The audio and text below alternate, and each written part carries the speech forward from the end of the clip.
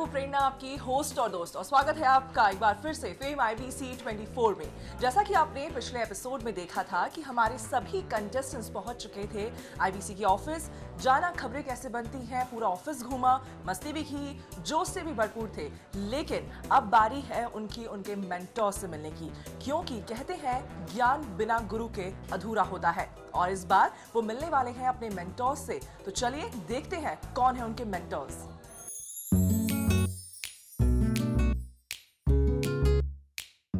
कहते हैं जीवन हर पल एक चुनौती है, जिंदगी भी हर पल इम्तिहान लेती है। अगर कुछ पाना है तो सबसे पहले कुछ छोड़ना पड़ेगा। अपने घर, अपने परिवार से दूर इन प्रतिभागियों की जर्नी भी शुरू हो चुकी है।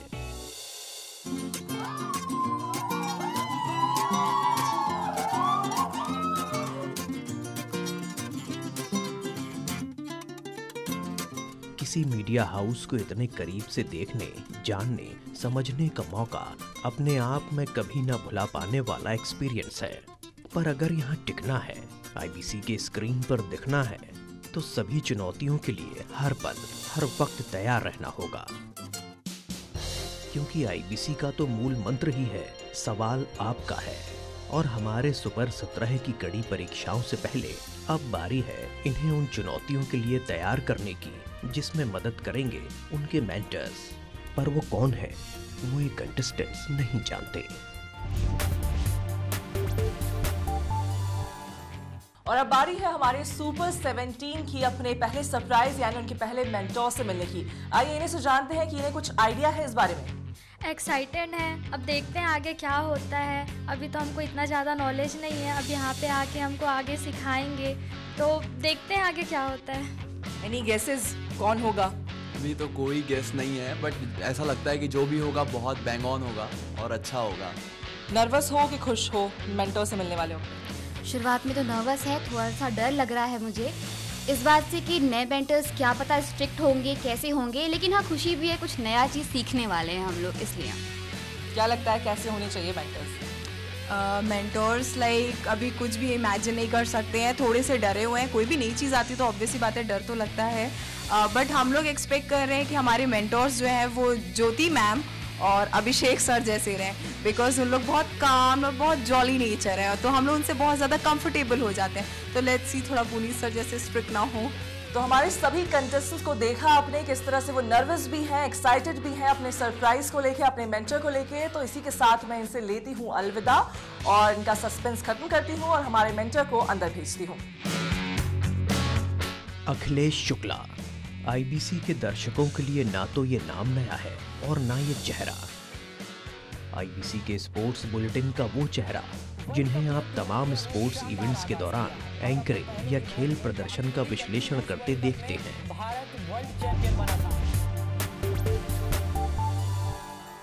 बहुत खुश हूँ, पहली क्लास लेने जा रहा हूँ। नए बच्चे आए हैं, नए एंकर हैं और मैं उनके गुरु हूँ। मैं उनके सामने अपने अनुभवों को बांटूंगा। अब देखना है क्लास कैसी रहती है। हाय बच्चों, कैसे हो? कैसा रहा IBC में सफ़र अब तक का? मज़ा आ रहा है? तो मैं आज आप लोगों का गुरु हूँ। बहुत सारी चीज़ें सिखाऊंगा और आज आपको बताऊंगा कि एक एंकर होता क्या है, क्या क्या खूबियाँ होनी चाहिए एंकर में, ये सब कुछ बताऊंगा। और अब शुरू हो चुकी है हमारे पहले मेंटर की क्लास, जिनका आज की क्लास का फोकस है मीडिया क्या है, एक एंकर की क्या भूमिका और जिम्मेदारियां होती हैं। कंटेस्टेंट्स ने भी इस सेशन का पूरा लाभ उठाया है। तो आप लोग तो सब एंकर बनने आए होंगे।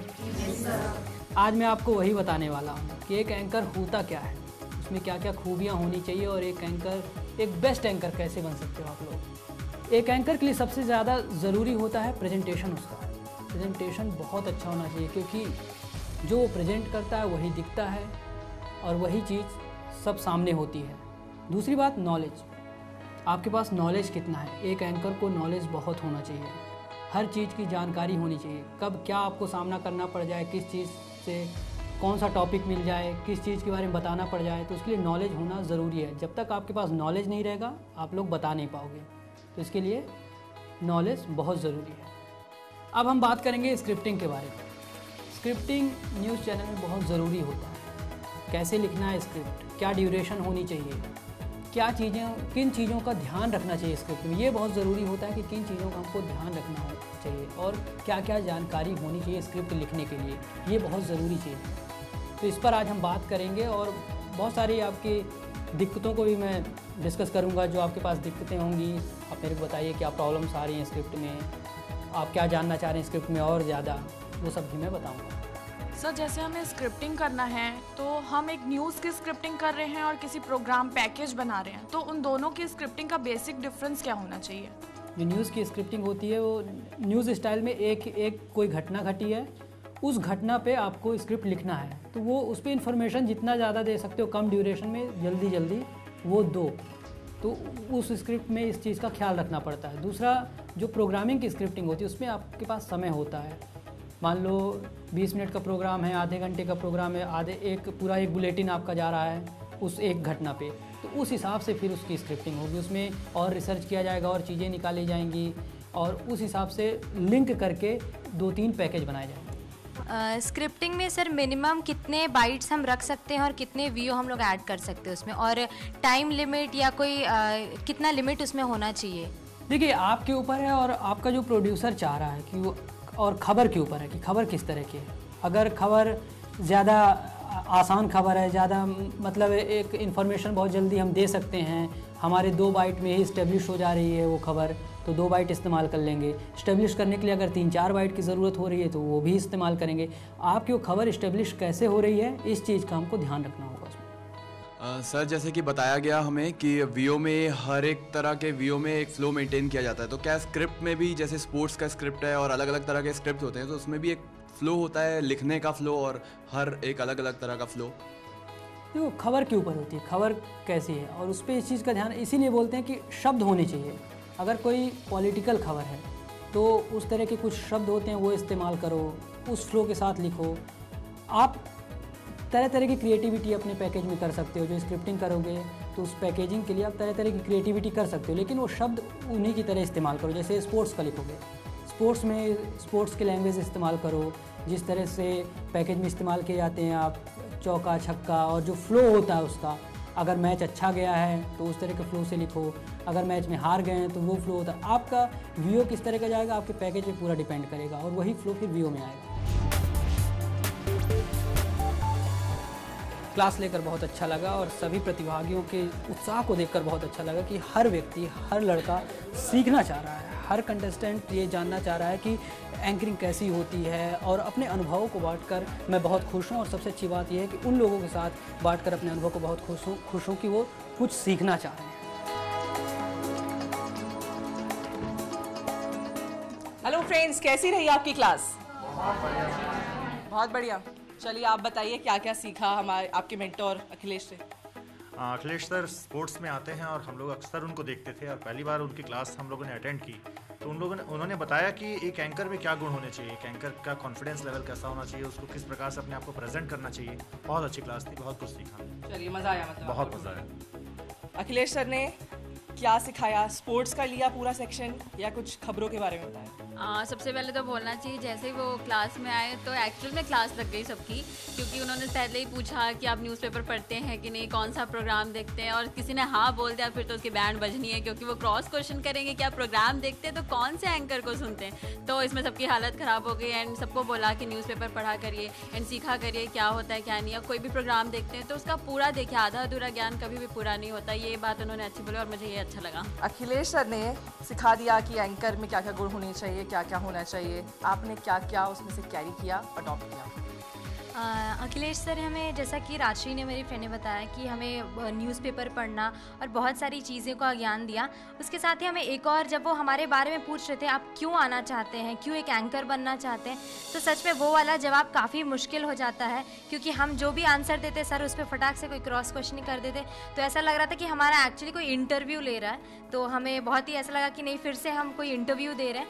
और बहुत सारी चीज़ें हमें नई सीखने को मिली और कुछ ऐसी भी चीज़ें हमें इम्प्लीमेंट करने को मिली जो कि हम इतने टाइम तक नहीं कर रहे थे, जैसे कि न्यूज़पेपर पढ़ना, रोज़ पढ़ना।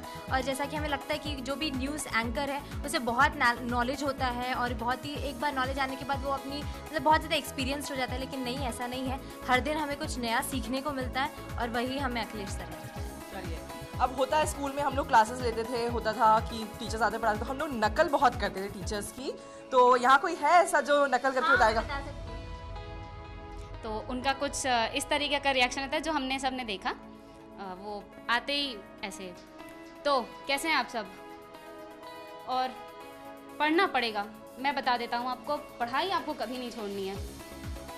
फिर करता हूँ, मुझसे भी गलतियाँ होती है पर मैं बताता नहीं हूँ, मैं बताऊँगा भी नहीं आपको, मैं खुद ढूंढ लेता हूँ, पर आपको गलती नहीं करनी है।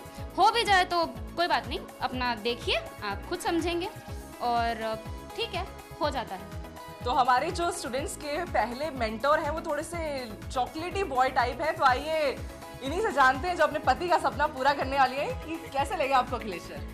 अखिलेश सर जैसे वो आए तो मैं तो देखती रह गई थी, और खास करके जब वो पढ़ाते हैं फुल टाइम उनका फेस देखती रहती हूँ मैं। चॉकलेट बॉय कम आइसक्रीम बॉय ज़्यादा लगते हैं। तो देखा आपने किस तरह से हमारी पाठशाला में सीरियसनेस नहीं है, मस्ती भी कर रहे हैं हमारे स्टूडेंट्स। लेकिन इसी के साथ हम यहाँ रुक रहे हैं एक छोटे से ब्रेक के लिए। जारी है फेम IBC 24।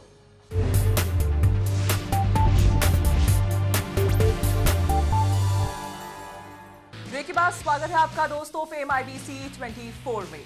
तो दोस्तों अगर आपको ये लग रहा है कि आपकी क्लास खत्म हो चुकी है तो गलत हैं आप, क्योंकि मैं आपसे यही कहूंगी कि पिक्चर अभी बाकी है मेरे दोस्तों, क्योंकि अभी आपका दूसरा सरप्राइज यानी कि आपके दूसरे मेंटोर अभी आना बाकी है और आपकी क्लास लेंगे वो। लेकिन इसी के साथ मैं आपसे ले रही हूँ फिलहाल अलविदा और भेजती हूँ हमारे दूसरे मेंटोर को। हमारी दूसरी मेंटर है प्रज्ञा राजीव कुमार। IBC में अपनी सेवाएं देने वाली प्रज्ञा, जिनकी रग रग में मीडिया और इसके तौर तरीके रचे बसे हैं। हार्डवर्किंग, डेडिकेटेड और बेहद प्रतिभाशाली प्रज्ञा का काम डेस्क पर खबरों की धार को बरकरार रखना है, और आज अपनी इन्हीं क्वालिटीज को ये कंटेस्टेंट्स के साथ शेयर करने जा रही हैं।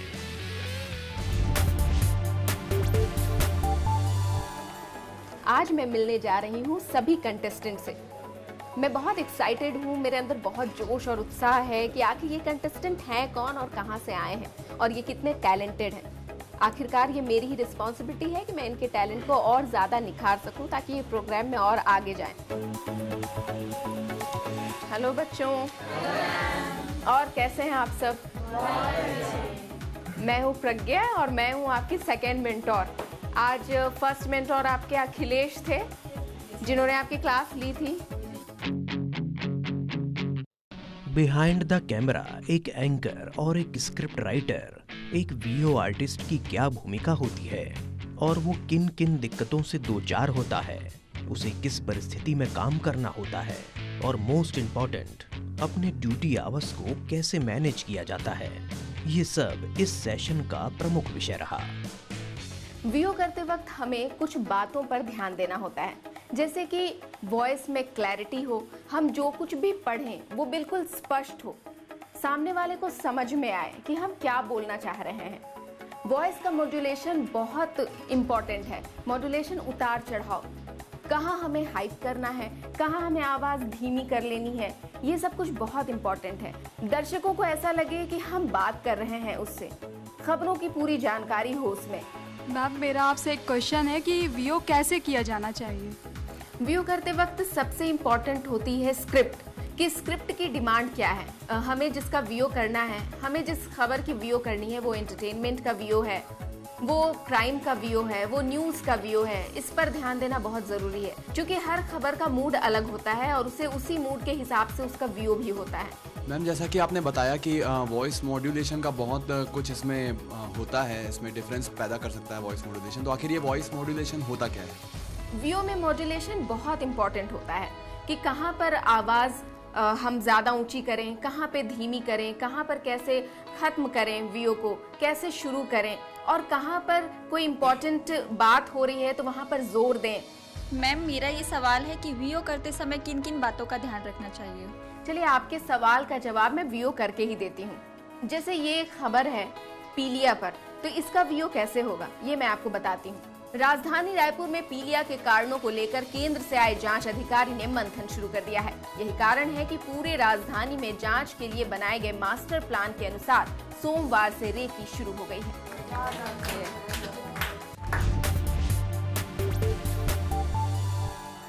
आज मैं पहली बार सभी कंटेस्टेंट से मिली, मुझे बहुत अच्छा लगा उनसे मिलकर।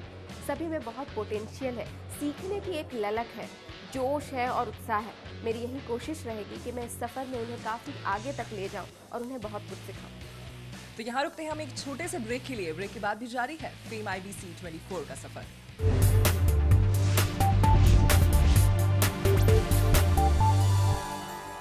तो दोस्तों, आपके दोनों ही सेशंस खत्म हो चुके हैं, दोनों ही मेंटर्स की क्लास कंप्लीट हो चुकी है।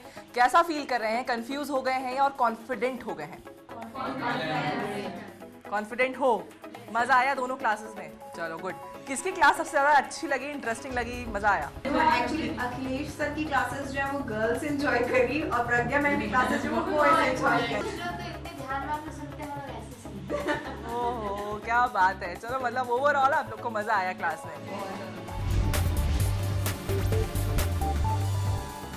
हमारे सभी कंटेस्टेंट जजेस से भी मिले, मेंटर्स से भी मिले। किसने उन्हें प्रभावित किया, किसने उन्हें बोर किया, या किसी की बात में बहुत दिल को छू गई हो, ये इन्हीं से जानते हैं। और साथ ही मैं इनसे कुछ फन एलिमेंट भी लूंगी, कुछ इनका मूड भी लाइट करूंगी, क्योंकि ये लगातार काम करके बहुत थक गए हैं और क्लासेस पे क्लासेस भी अटेंड की है। तो आइए कुछ लोगों से जानते हैं। बताइए, किसकी क्लास सबसे अच्छी लगी पहले तो आपको? क्लास क्या, उनकी आवाज़ से उनकी क्लास समझ में आ जाएगी। हाँ, सच में भाई दबे, लेकिन ऐसा करना नहीं चाहिए। तुम लोगों को पढ़ाई करो, पढ़ाई प्लीज, केवल पढ़ाई। ओके? Oh my God. चलिए, आप किसकी एक्टिंग करेंगी? और सबसे ज्यादा मेंटर अच्छा लगा और किसकी एक्टिंग जरा सोच समझ के। मेंटर्स दोनों अच्छे थे, पर मैं प्रज्ञा मैम जो कि थोड़ी ममता भरी मैम थी, तो मैं उनकी एक्टिंग करना चाहूँगी। वैसे तो वो हाथ में इस तरह साड़ी पकड़ी रहती है, तो साड़ी को इस तरह करते रहती हैं और उसके बाद वो कहती है, बाय द वे आपको सारी पढ़ाई करनी चाहिए, आपको न्यूज़पेपर से अपडेट होना चाहिए और व्यू है ना, तो आप लोग अच्छे से पढ़ाई करो, सिर्फ न्यूज़ पे ध्यान दो और उसके बाद आप अपने हमेशा अपडेट रहा करो। अब सिर्फ मजाक ही नहीं करना है, पढ़ाई अपनी सारी नॉलेज बढ़ानी है। सिर्फ नॉलेज बढ़ाने से कुछ नहीं होगा और उसको अपडेट रेगुलरली अपडेट करना है। इस तरह से कुछ कहते मैं खो गई थी एक्टिंग में।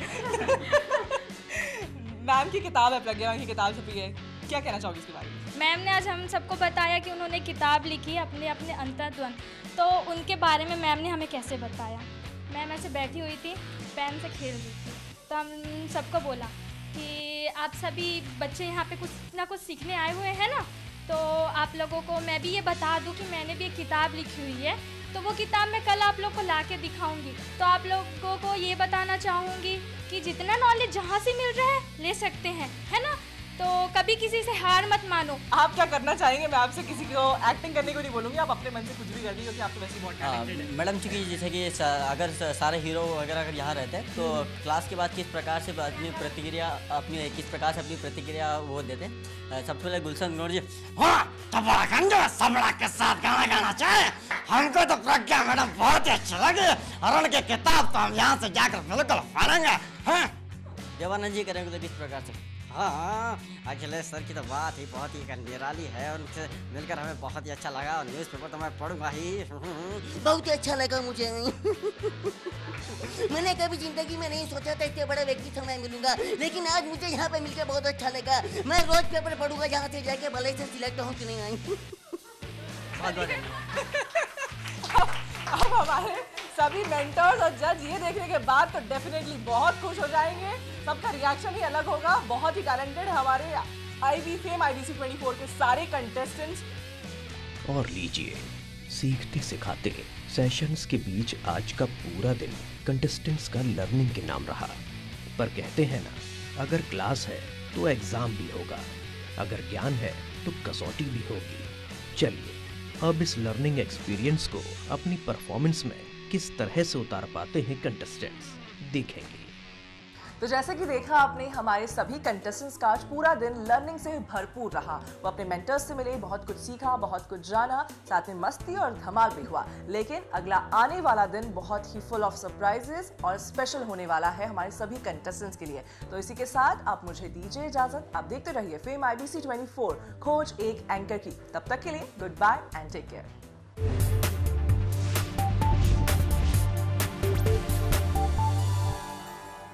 नमस्कार, मैं हूं प्रेरणा, आपकी होस्ट और दोस्त, और इस वक्त वापस कैसी आ रही मुझे। कल हम लोग को बताया कि उनका एक किताब हुआ है, उन्हें अपने